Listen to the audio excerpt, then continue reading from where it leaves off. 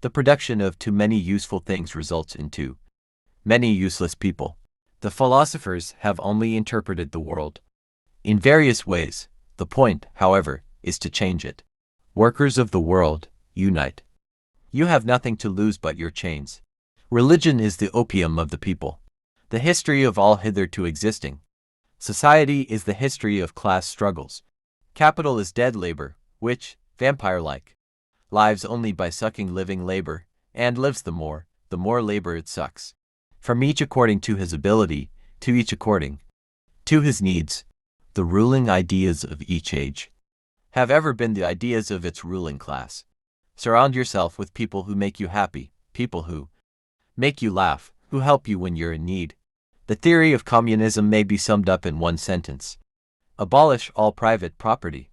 The first requisite for the happiness of the people is the abolition of religion. Reason has always existed, but not always in a reasonable form. Capital is reckless of the health or length of life of the laborer, unless under compulsion from society. Men make their own history, but they do not make it as they please. Democracy is the road to socialism. Landlords, like all other men, love to reap where they never sowed. The education of all children, from the moment that they can get along without a mother's care, shall be in state institutions. Machinery eliminates human labor, but intensifies the value of labor power. Civilization leaves scars, not on nature, but on man.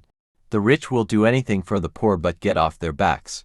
In a higher phase of communist society, after the enslaving subordination of the individual to the division of labor, and therewith also the antithesis between mental and physical labor, has vanished. The more the division of labor and the application of machinery extend, the more does competition extend among the workers. Freedom is always and exclusively freedom for the one who thinks differently. The entire life of societies in which modern conditions of production prevail appears as an immense accumulation of spectacles. The oppressed are allowed once every few years to decide which particular representatives of the oppressing class are to represent and repress them. Every step of real movement is more important than a dozen programs. Labor in which individuality can flourish, which leaves room for intellectual and artistic progress, is not like labor carried on under the galling whip of wage slavery.